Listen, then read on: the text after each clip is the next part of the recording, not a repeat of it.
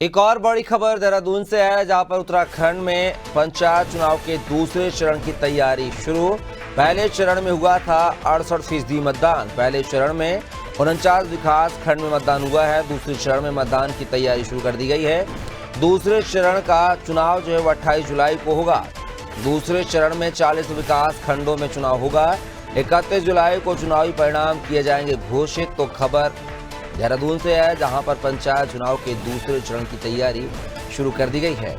और इसी खबर पर ज्यादा जानकारी के साथ उत्तराखंड के bureau head Sonu Singh phone line पर लगातार हमारे साथ बने हुए हैं।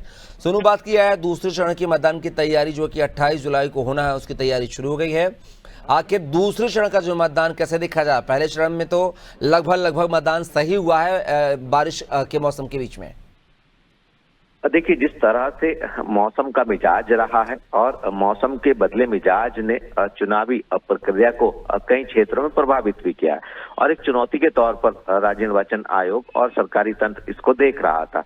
चूंकि पहले चरण का मतदान हो चुका है और अभी तक जो इसके मतदान प्रतिशत की जो जानकारी हमें राज्य निर्वाचन आयोग से मिली है वो 68% इसमेमें मतदान होने की बात कही जा रही है।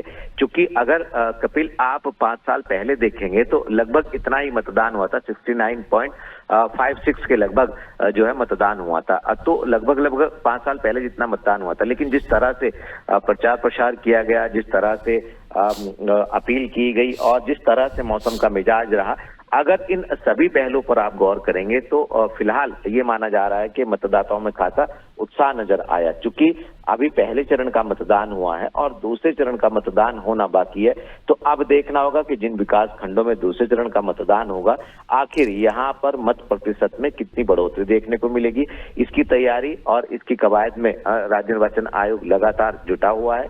माना जा रहा है कि जैसे देहरादून, नैनीताल और उधम सिंह नगर में पहले मतदान के दौरान जो है वो मतदाताओं में खासा उत्साह नजर आया। कुछ ऐसे क्षेत्र हैं, अगर आप उधम सिंह नगर के कुछ क्षेत्रों की बात करेंगे कपिल, तो 81.27% मतदान हुआ है। तो आप अंदाजा लगा सकते हैं कि मतदाताओं का उत्साह कितना रहा है मतदान के प्रति। और इसी तरह से अगर आप नैनीताल की बात करेंगे तो यहाँ पर 70.43 के लगभग ये मतदान रहा है। और इसी तरह देहरादून में 78 से ज्यादा जो है वो मतदान प्रतिशत रहा है। तो अब उम्मीद यही की जा रही है कि जिस तरह से तैयारी होनी चाहिए, इनको और बेहतर किया जाएगा, सुरक्षात्मक लिहाज से, पारदर्शी तरीके से और खास तौर से निष्पक्ष रूप से ये जो त्रिस्तरीय पंचायत चुनाव के दूसरे चरण के मतदान होना है, ये सफल इसका आयोजन होगा, ऐसी उम्मीद की जा रही है।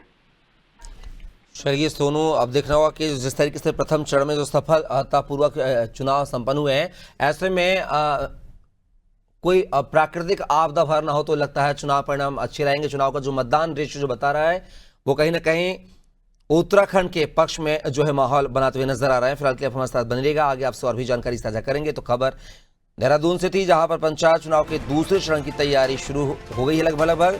और 28 जुलाई को दूसरे चरण का जो है मतदान वो 49 विकास खंडों में होगा।